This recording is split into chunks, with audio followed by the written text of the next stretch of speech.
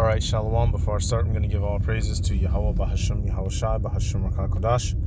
Double honors to the elders and apostles of Great Millstone. Peace, blessings, and salutations to all like Akim, Akwath, learning, teaching truth and sincerity. Another video. Your brother Malak from GMS Detroit. And I came across this clip. And it was making all the sense in the world. All right. It says, buying cars is hopelessly overpriced. Just showing you how an angle, coming from the financial aspect angle that, it's just about this place is going down, y'all. This is not the good old America that these old ass crackers talk about. They remember growing up in. Everything is overpriced. The people are garbage. The quality of the items of the things in the world are garbage. All right, and it's Esau has manufactured a dealing with the car market specifically. He's purposely jacked the prices up, making it harder for people to have their own transportation. And really, it's all for his NWO. All right, if can't nobody get out and do nothing or get nowhere, then what does that mean? You have to rely on him.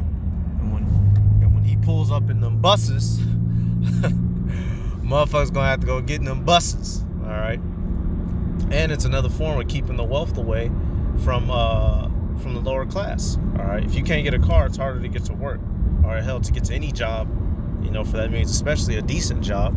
A lot of cities now don't even have sidewalks anymore. So the Esau, this is purposely planned to make the rich richer and the poor poorer. All right, let me see. All right, hey, this is one of the scriptures that was Slakia. This is one of the scriptures that was coming to mind. Just real quick before we start the video. Proverbs 30:8. Remove far from me vanity and lies. Give me neither poverty nor riches. Feed me with food convenient for me.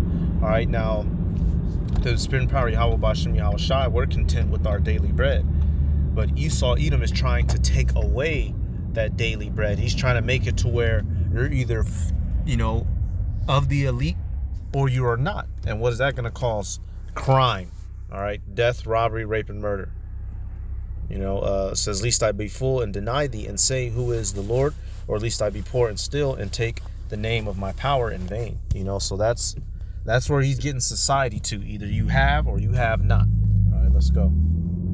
You can't go out and buy a car, but rather that you can't do it for a reasonable price. Don't believe me? Well, here are factual prices I've pulled from Edmunds, Car Gurus, and Consumer Reports. Apologies for my voice, I am a bit sick right now. Anyways, last year the average cost of a new car was 47 grand. Even used cars are still averaging 28 grand. Meanwhile, that's fucking crazy. 40 for a new on average. And trucks and SUVs is like 50 and 60.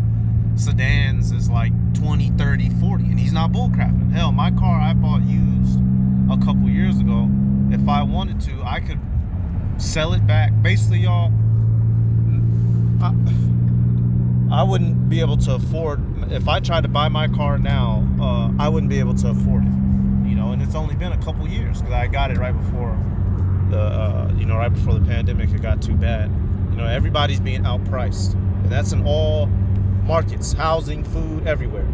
In 2017, just 6 years ago, you could go to some grandma's lawn a few blocks down, point at a car that she doesn't drive anymore, all for the low price of $1,800 to maybe $3 grand. She'll give it to you. Even if you don't care about extra bells and whistles, you could literally go to used car lots and find old grocery getter beater cars for $1 grand or less. I've literally made videos showcasing these cars for those prices, using official factual data from Car Gurus at the time of making those videos. By the time that you've spent 5 to 10 grand on a used car back then, you were actually pretty well off. You got some decent wheels. Like, seriously, again, this is not anecdotal. Look at the past 6 years at my 2017 videos that feature these cars that you could buy for 10 grand. In those videos, I once again use actual factual data obtained from Car Gurus at the time. So you know that the market prices weren't just pulled from nowhere, and I'm not misremembering. Mach 1 Mustangs, Subaru WRXs, BMW M3 E46s, if you had 10 grand in your pocket, you actually could buy those cars. In fact, you had quite the amount of choice.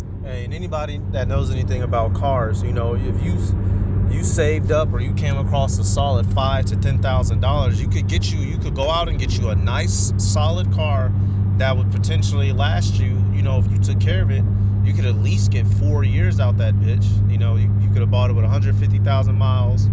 You could at least roll with it for 4 years without having to do no super crazy work like a new engine or a transmission or something. But now, shit, 10,000, that nigga, that's not gonna get, man, $10,000 to get you 2 cartons of milk and a loaf of bread now at the grocery store, let alone a fucking vehicle. On top of housing, on top of paying for your, you know, schooling for your children, all that bullshit. This man is pricing everybody out of the market. Esau Edom is making hell on earth, and these are old cars. These are early 2000 vehicles, and these mugs cost thousands now that he's showing on the screen.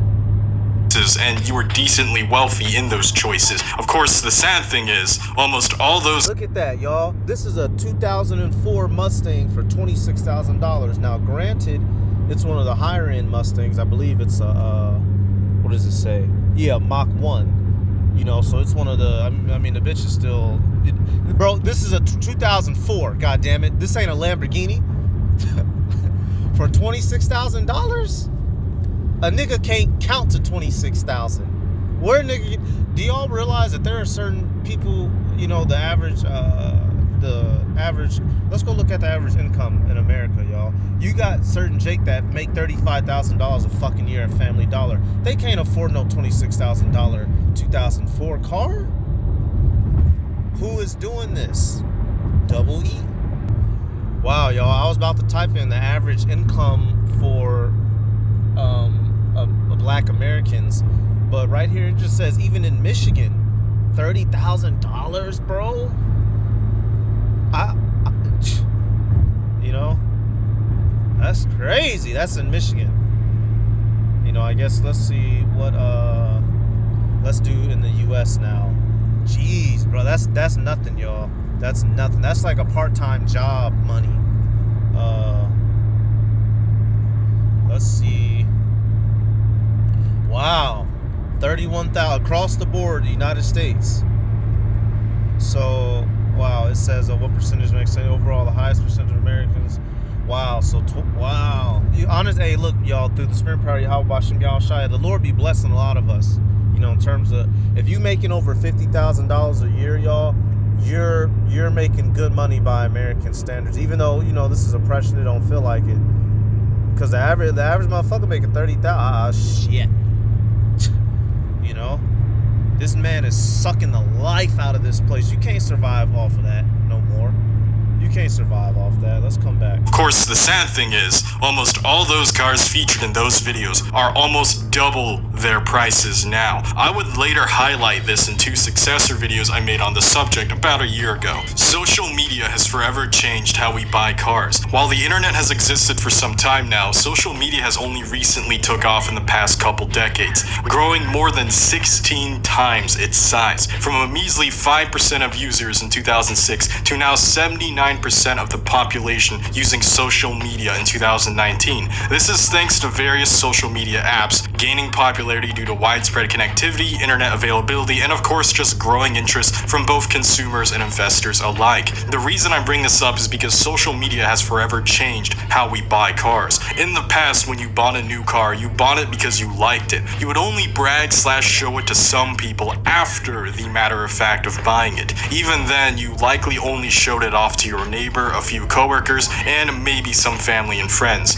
My father would do this every 5 or 7 years each time he got a new car. He would just show it off to a select few. They'd get bored of it after a few weeks, but it's okay because my father himself would be fine, because at the end of the day, he didn't buy the car to impress them, he bought it for himself, so he keeps using that car for several more years. This forever ingrained in my head that the standard of keeping a car had to be at least 5 to 7 years, optimally around 10 years, and usually at most around 15. Now, how many people do y'all know, hell, even I myself, how many people do y'all know are able to keep a vehicle running for 10 years?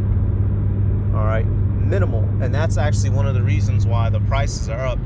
He's going to later state in this video, you know, people are going through another car between every 18 to 14 months. So basically every 1.5 to 2 years, you got a new car. And, you know, that's something that's another reason why these assholes at the dealers are driving the prices up because they know you're going to come back and get a new one anyway. All right, in other words, everybody's trying to keep up with the Joneses. If you're not driving a car that was produced within the last 2 years, motherfuckers is looking down on you like you're a scumbag, poor bum bitch of the earth. And so that, hey, they gonna keep, man, y'all, it's so much, you know, hey, brothers, you know, there's, the car game is a really filthy game. The car game is a really dirty game. Let me get this, what's that, Huckster. Let me see. Okay, there's here, and then there's another one. Let me see. Okay, yeah, this is Ciroc. 26 and 29. It says, a merchant shall hardly keep himself from doing wrong, and an huckster shall not be freed from sin. All right. Esau Edom, his salesmen, all right, his corporations, these companies, I'm not just talking about car companies alone, all these corporations, investors, whatnot, they're hucksters. They are set up to get you on these enormous amounts of, you know, interest loans that they know you can't pay off. And, you know, what a lot of people do, y'all, they'll get a car, they won't finish paying it off, they'll have it for like, what, 2-3 years, then they'll get with another people that buy out the car and give them another car. Then what do you develop? Negative equity. So now you have this new loan you got to finish paying, and you still have a little bit, tad bit of a loan from your last car. You know, so say the car was $12,000. They say, okay, look, we'll pay off $10,000 of it. We're just gonna put that $2,000 on the back burner of your new loan. So you get the new car for $16,000. You think you're gonna be rocking with that, but you still got $2,000 more. That's $18,000. But if you keep doing this for years, yo, I'm gonna catch up. You're not gonna catch up eventually. You're gonna stay in that hole. Let me get this. All right, another one real quick. Ciroc 27 and 2. It says, Slakia, it says, as a nail sticketh fast between the joinings of the stones, so does sin stick close between buying and selling. All right. So these motherfuckers, you know, it's known that, you know, they always out to get you, and they sure the hell is. All right, and that's what, you know, buying and dealing with trade and sales and anything, you know, it's a shiesty world because everybody wants to get over, but in the kingdom of heaven, it's not going to be so. All right, it tells you in Proverbs, you know, you're supposed to deal with just weight. You ain't supposed to be, you know, effing people over, lying, dealing with false money. That's why this man's money system is completely corrupt. We're supposed to be using gold and silver, and it's supposed to be weighed out to you. All right, not pieces of paper that have no meaning or purpose or power. Had to be at least 5 to 7 years, optimally around 10 years, and usually at most around 15. Of course, there's nothing wrong with keeping a car longer than 15 years if you are willing to maintain it or just really like the nostalgia. Unfortunately, such a standard now eludes modern buyers, who change cars as frequently as, let's see this right here. There are some people who are changing cars every 18 to 24 months. That's basically 2 years. People are constantly saying that you should buy a car at least every 3 years, and only keep it as long as 4 years tops. You also have constant tweets from people flexing. All right, Salaki, I fast forwarded to the main part that I wanted, you know, because he's doing a lot of talking, you know, a little bit of comedy mixed in, but I wanted to show one of the main reasons why prices are up as well, which, you know, we should know. Instead, they get prices from famous TikTokers, from YouTubers, and even from salesmen who run social media pages. So the wealthy flexers, the wannabe entrepreneurs, and the literal salesmen who are making commission off of the sale, who are running a social media page, are now the ones who are in control of what prices the newest generation sees. And I will say this, you know, because, hey, there's brothers that work in sales. You know, not being a salesperson in and of itself doesn't make you wicked. It's just the fact that a lot of, you know, Esau Edom, he's not a trustworthy person, so he uses it as a way to get over on people, which is why, honestly, hey, that's why people, like, when you go back in the time of the disciples, people like, you know, the tax collectors were hated, you know, like, hey, in today's time, that's, you know, the repo man, you know, the people who come and evict you, you know, it's a ugly job, all right, and it's a job where easily, you know, if you're not, you know, watching yourself or taking heed to what you be doing, you can be fucking somebody out their whole life. And Esau don't care. He don't give a damn. It's a huge contributing factor as to why these prices are just going so skyward. Interest and loan duration has drastically gone up. It's one thing for shortage or supply and demand and blah blah blah. This one is just pure greed on the dealership behalf. There is no excuse for this, and we as people should weaponize ourselves with knowledge and should help each other to not fall for these. It is disgusting, absolutely disgusting, that things like exotic car financing, aka 144-month loans, aka 12 years, even exist. Or hey, that's wicked. That's Esau. He takes 144 and uses it to fucking put a 12-year loan on your ass. I couldn't imagine no shit like that, bro. If I woke up and realized I was in a 12-year loan, nigga, I have a heart attack and pass back out. God damn. collector car financing that's 96 or 120 month. The average loan duration of a car is 84 months. Average, by the way, meaning that there's people taking over to contribute to the rising number, right? That's 7 years of your life. Think of how many people you know who aren't even keeping their cars anymore every 7 years, but are taking 7 years loans on them. Think of how weird that is. And that actually brings me to a story of my own brother, who for the longest time was trying to escape automotive debt because he was changing cars faster than the loan periods were ending, which creates a situation called carrying over negative equity. People basically get trapped in loans forever if they're literally outpacing. Yeah, that's what I was mentioning earlier. You can and this is how they get you, especially us Jakes. When you're driving, you see a debt forgiveness program or a car loan help program. Don't fall for that bullshit.